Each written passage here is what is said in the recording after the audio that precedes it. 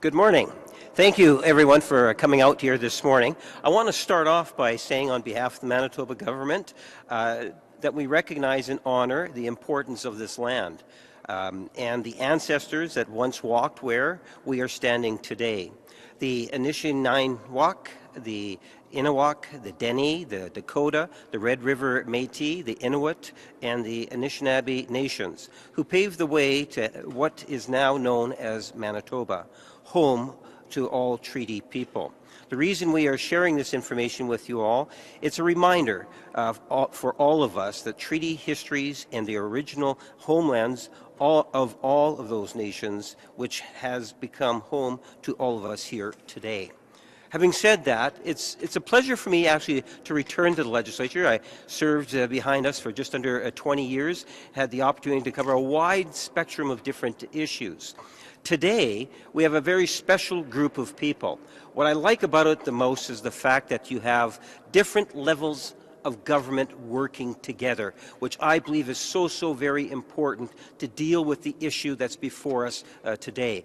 Provincial members of the Manitoba legislature, along with the respective minister, the Minister of Combating Crime of Canada, and some of our law enforcement officers who do an absolutely outstanding job every day protecting Canadians, in particular here in the city of Winnipeg. When I think in terms of the issue of extortion, it is a very serious, it's a growing issue. And this is why you're seeing governments coming together to best address a need that is very real. And let me give you a tangible example. I have not one, but a number of friends that are scared. They're scared to get a phone call that is ultimately going to extort money, and they're concerned about their families. We need to think in terms of what that does to our communities, not only the individual. If it's one person that's made contact, it's beyond that particular victim. And as a very close and dear friend of mine, he doesn't necessarily want his name to get out there. He doesn't want to know, or the community to know, how well he has done. For many of these individuals, they come to Canada, they excel in terms of what they do, they generate assets, and as a result, often, far too often in Canada, and now here in the city of Winnipeg, that we're getting individuals being extorted. And that's why it is that we're here today on a provincial initiative asking for us to have a summit on extortion. And that is why, as I say, that we're here today. When someone is actually approached to be extorted, the very best thing that they can do is contact law enforcement. We need to hear from them, and individuals should be aware that the government has their back, and we will be there for them. Having said that, I wanted to be able to introduce two speakers, and then we'll follow up with questions and answers. We'll start off with my good friend, Minister Ruby Sahota, Minister responsible for combating crime here in Canada, someone who I've gotten to know virtually since 2015, and I would ultimately argue that she is someone that has her feet on the ground. She understands in a very real and tangible way the impact that extortion, along with many other crimes, but specifically extortion, is having on the broader community here. The Prime Minister has made a commitment through legislation and appointing her as the first federal minister to deal with combating crime. So without further ado, Minister, if you could address the group. Yes, thank you.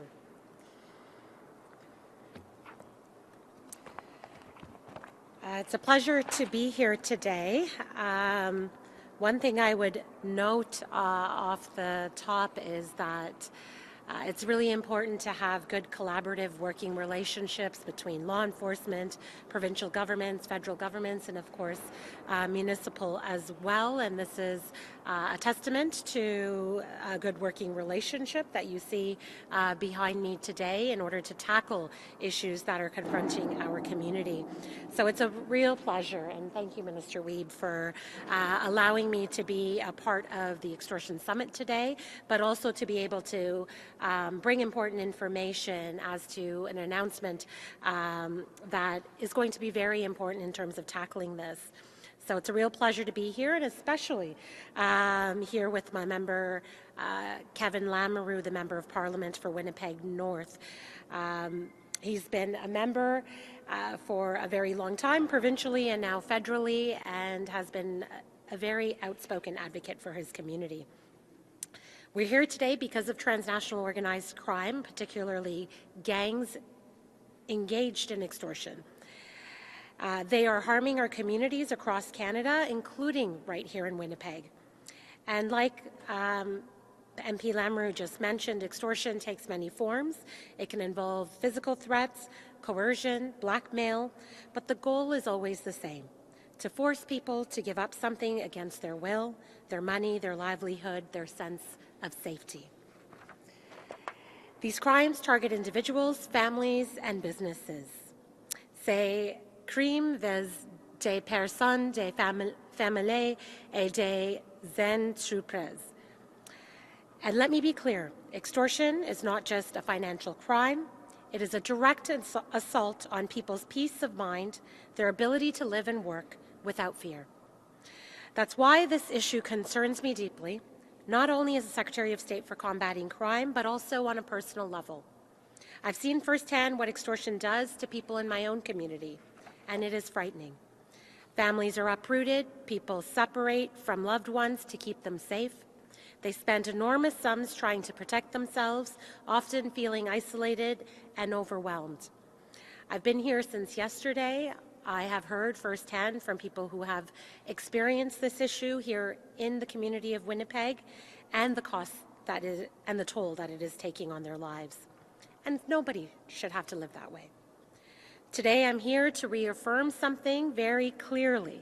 Our government is committed to protecting your safety.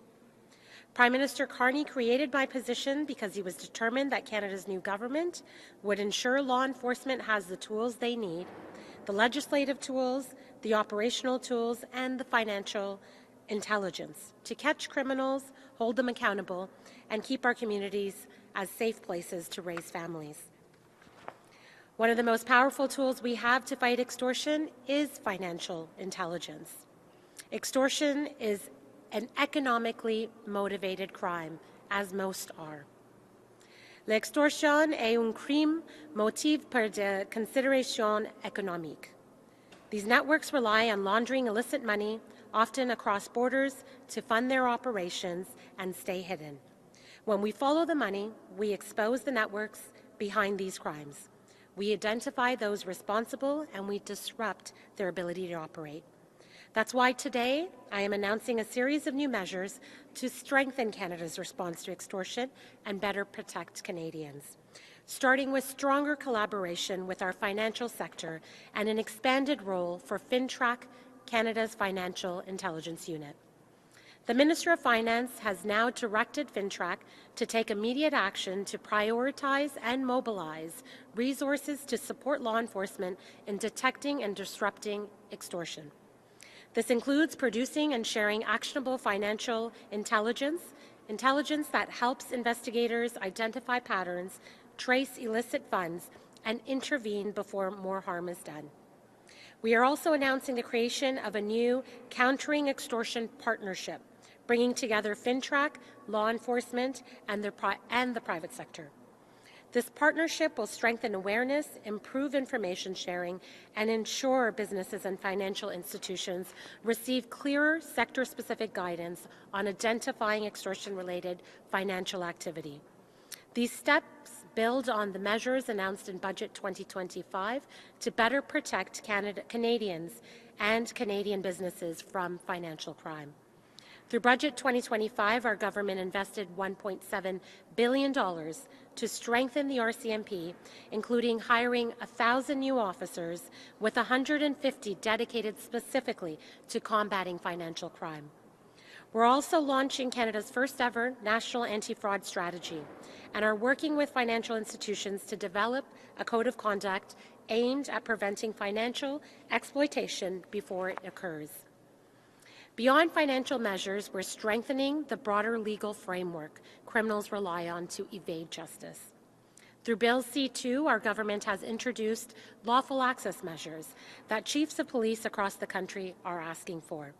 This would modernize investigators' ability to quickly and lawfully access and connect individuals to services and phone numbers. This is a very important measure when fighting crimes like extortion and many others like child exploitation. We have also introduced Bill C-12, an act to strengthen Canada's immigration systems and border. This legislation includes important asylum and border measures to prevent our immigration system from being exploited by organized crime, while also strengthening oversight, compliance, and enforcement within Canada's anti-money laundering regime. Taken together, these measures will help ensure Canada is not a safe haven for financial or physical crime, for those who seek to exploit our system to commit serious crimes like extortion. Finally, with Bill C-14, and I want to thank your Minister of Justice, your Attorney General, for informing the work that has been done at a federal level to create this piece of legislation where we're taking decisive action to keep repeat offenders off our streets. And in the example of extortion in particular, in this legislation, jail becomes the starting point, and the accused must prove that they can safely be released on bail. It also introduces tougher penalties and brings consecutive sentences for extortion, sending a clear message that this conduct will not be tolerated. Extortion that includes a firearm or arson carries a mandatory minimum sentence, as well as a maximum sentence of life in prison. It's important for people to understand that there are laws in place for this, but the announcements today are to enhance the measures that police have to respond to this and that the province has. Budget 2025 also announced the creation of a new financial crimes agency, bringing together expertise from across government to investigate complex financial crimes, including extortion, organized crime, and fraud, and to recover illicit proceeds. Taken together, these are concrete, coordinated steps our government is taking to protect Canadians and prevent criminals from exploiting our people, our businesses, and our economy. But make no mistake, fighting extortion requires all of us. It demands coordination between federal agencies, local police, financial institutions, businesses, and communities. Because dismantling these networks takes collaboration, trust, and shared resolve. And to those who are being targeted by extortion, I want to reiterate this directly to you. You are not alone.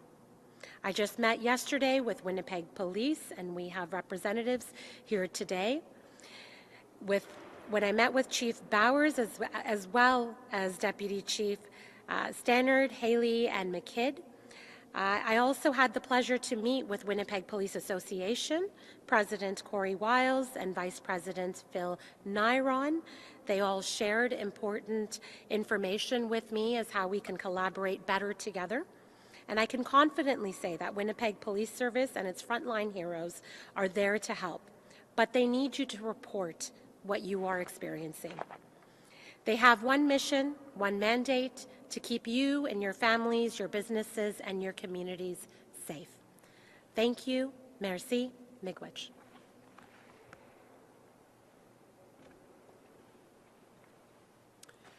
Thank you, Minister. You know, at the ground level, and I'm sure if you were to ask JD, Minister Marcelina, and Diljit, you'll find there's a lot of real stories that they could actually share with you in regards to extortion. And one of the things to recognize, and I'm sure all of us would agree, that at the end of the day they want to see the different levels of government working together in order to resolve that.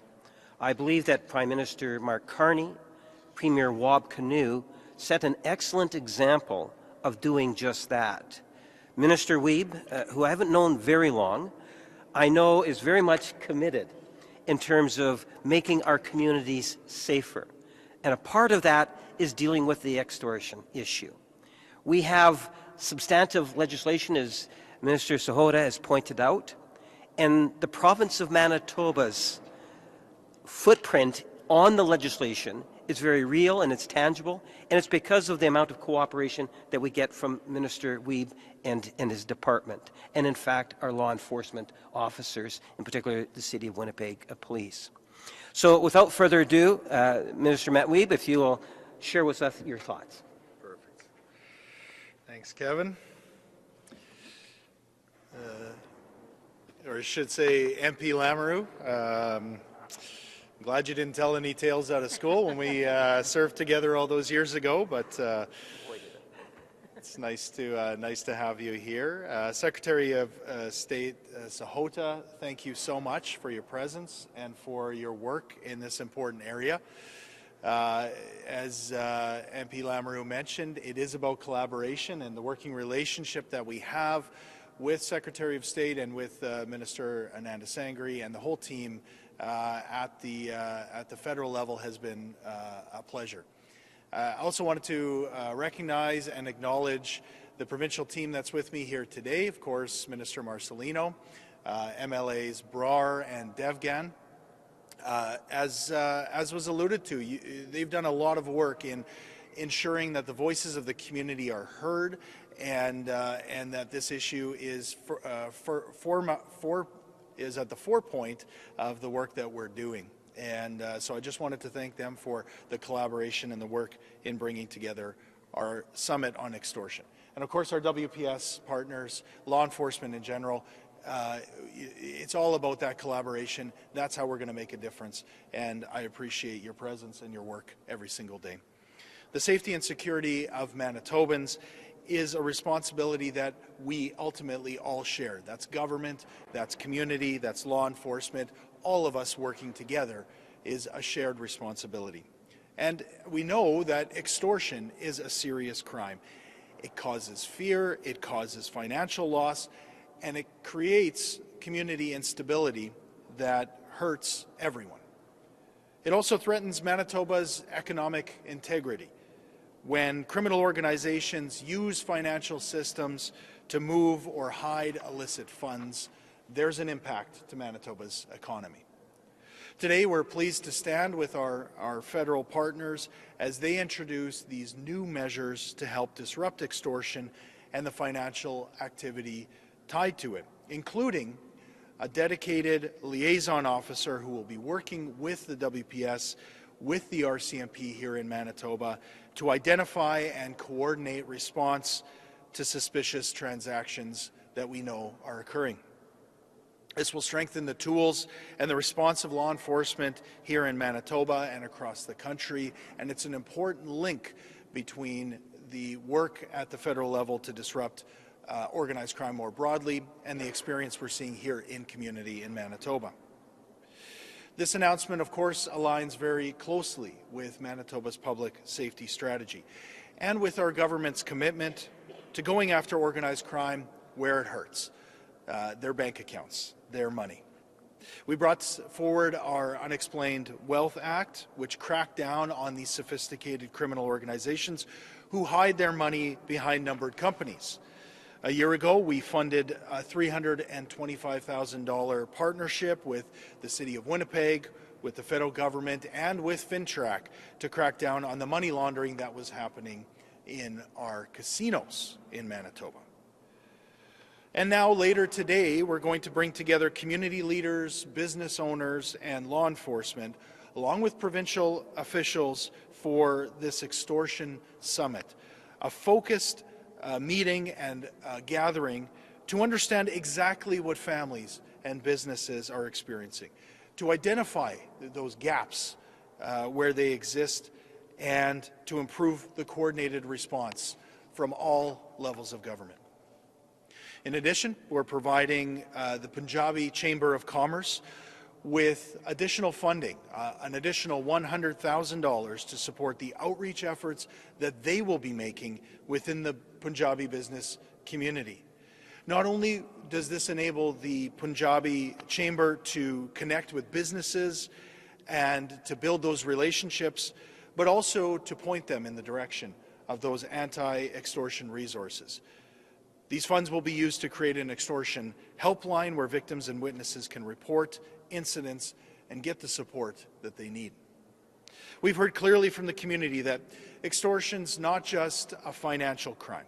It creates fear, and real impact, and destabilizes daily life for so many.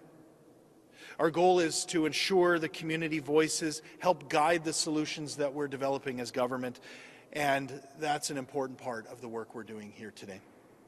The federal measures that we've heard about today will directly support our work that we're undertaking here in the province of Manitoba. We know that faster financial intelligence will help law enforcement better track the flow of money behind these extortion networks. New partnerships with financial institutions will improve early detection of suspicious activities that have been targeting local businesses, and dedicated liaison officers will ensure that, again, Manitoba law enforcement has the tools they need, receives the intelligence quickly, and is able to respond immediately.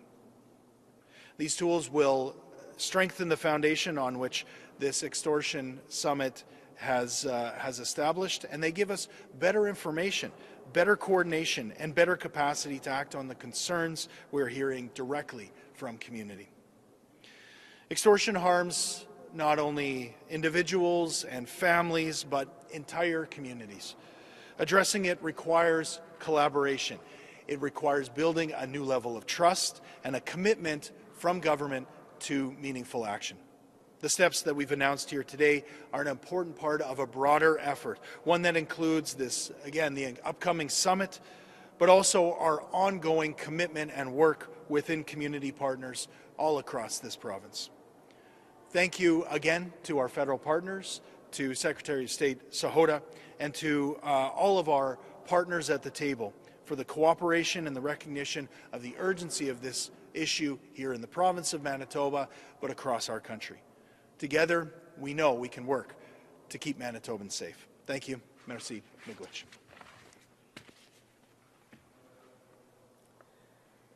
Okay, at this time, we're open to have a few questions. Maybe if you have a question, you can just kind of give an indication and the media outlet that you're from, and if there's a specific minister that you would like to answer the question.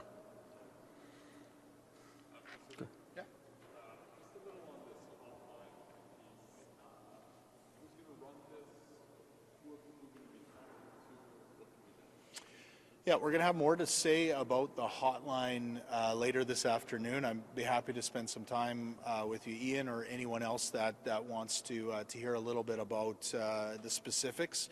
What we're doing is we're providing the money directly to the Punjabi Chamber of Commerce, allowing them to build out the resources and to be able to be a partner, not only with us as a provincial government, but with law enforcement directly to ensure that they're hearing the voices in an ongoing way of community.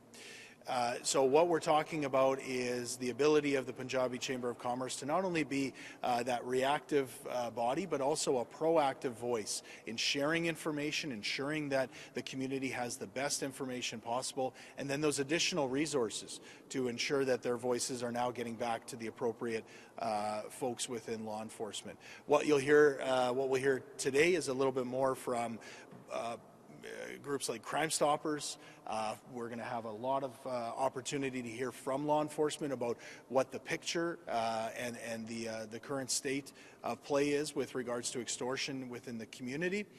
And what we'll be able to then do is to build out that level of trust, building on this $100,000 announcement that will ultimately benefit the community, but benefit public safety across the province.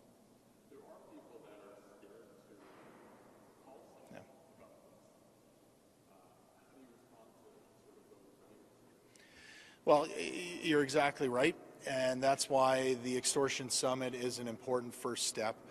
To put a stake in the ground for the community that it's a safe space to come to speak to government, to speak more importantly directly to law enforcement, and to have your voices heard. Building that trust is going to be key to really tackling this issue. The message I want to send to the community is absolutely clear. Here in Canada, the rule of law is what we follow, and you need to be comfortable in bringing forward your experience and your voice. We trust our law enforcement partners. They're out there day in and day out making our province a safer place, and they want the voices of community to be able to inform that work. So I want every person in every community across this province to know that your government's got your back and that we trust and work with law enforcement every single day to get at this issue and so many others that impact public safety in all ways.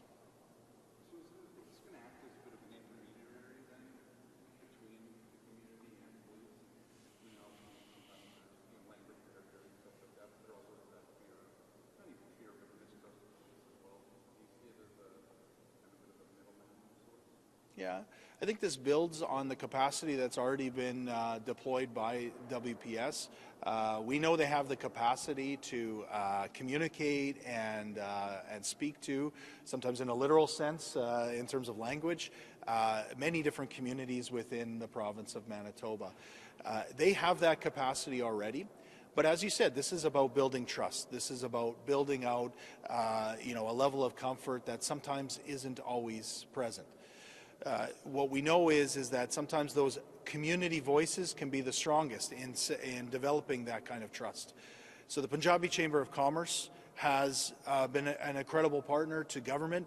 They see that a success in an economic sense going forward needs to build on that trust with law enforcement and within the rule of law.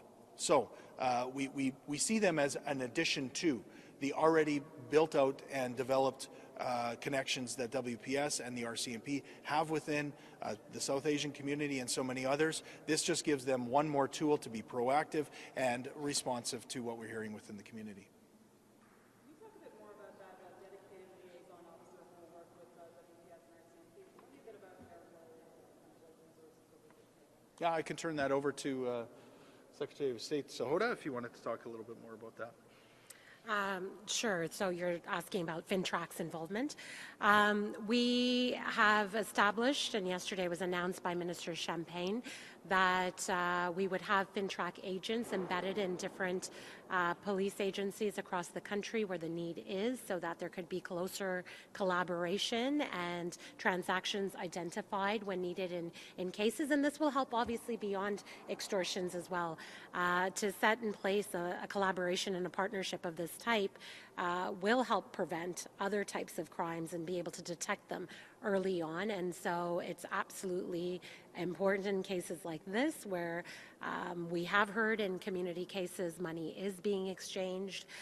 We're able to identify, FinTrack is able to provide intelligence to local police in order to trace transactions, whether they are happening through banks, through credit unions, through wire exchanges, and other institutions. And so I think that is a key to the puzzle.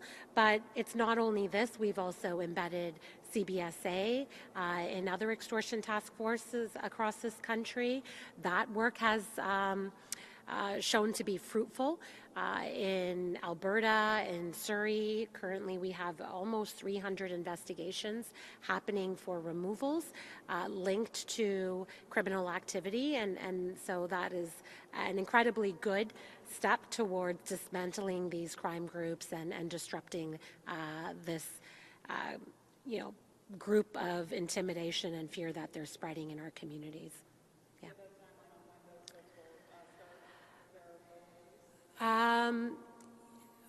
From what I have been informed, that there should not be much of a delay, and it can be almost as soon as needed. And so those agents are already in place. It's just about formalizing the partnerships to be able to collaborate and share information. who is participating on a local level? Well, we have RCMP and Winnipeg Police, and so conversations from now moving forward can begin on how we can formalize that process. Yeah.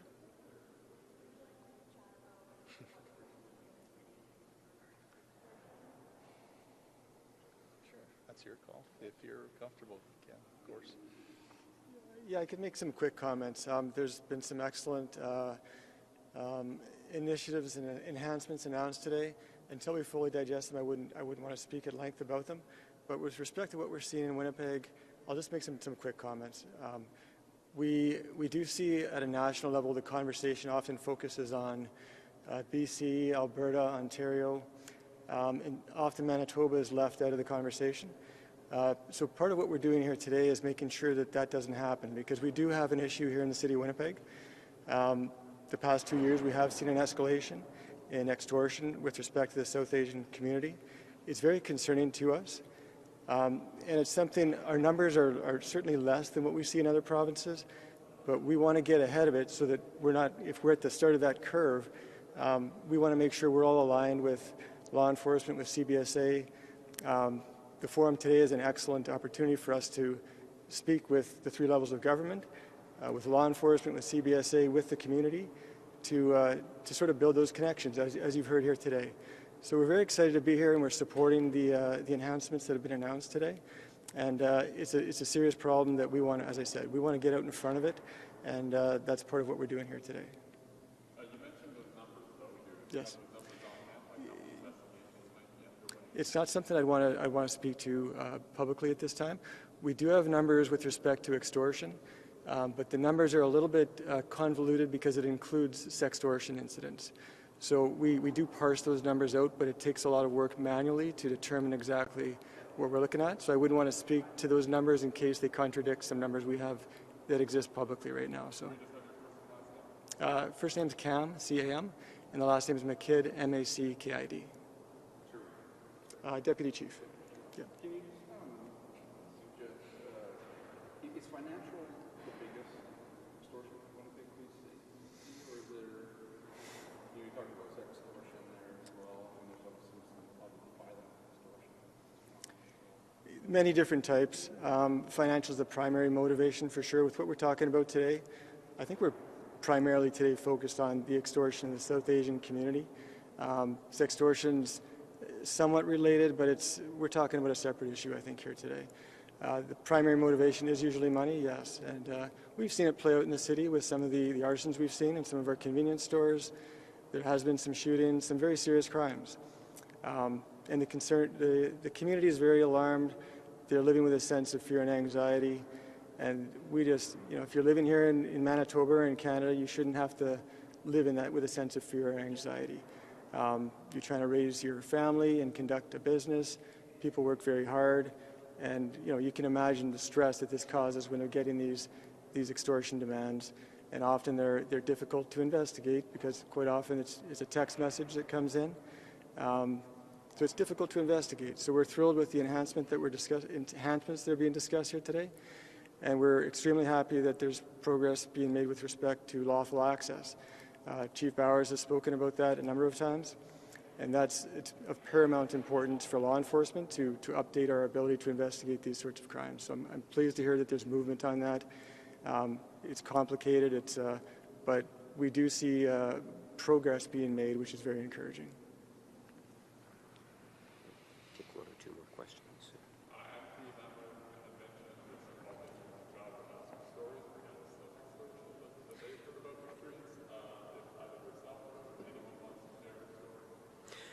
I would think that one of the motivations for some of my colleagues to be here is because, like me, they have friends, and often you'll find that they don't necessarily want their name to be known.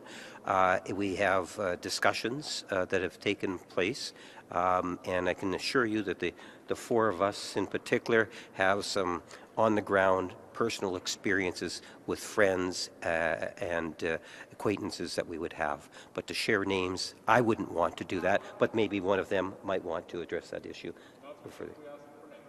Yeah. I can tell you the first, from a personal perspective, in the many members, and as I say, some personal friends, is the fear of getting a phone call. They realize that it's out there, not as severe as has been pointed out, whether it's in Brampton or Surrey or other jurisdictions in Canada, but there is a tangible fear factor that they do not want to get that phone call or that note passed on to them. And for understandable reasons. The important thing is that if someone does reach out to extort, it's critically important that they do not pay and they notify law enforcement. And that's the message that I convey, and I suspect others too.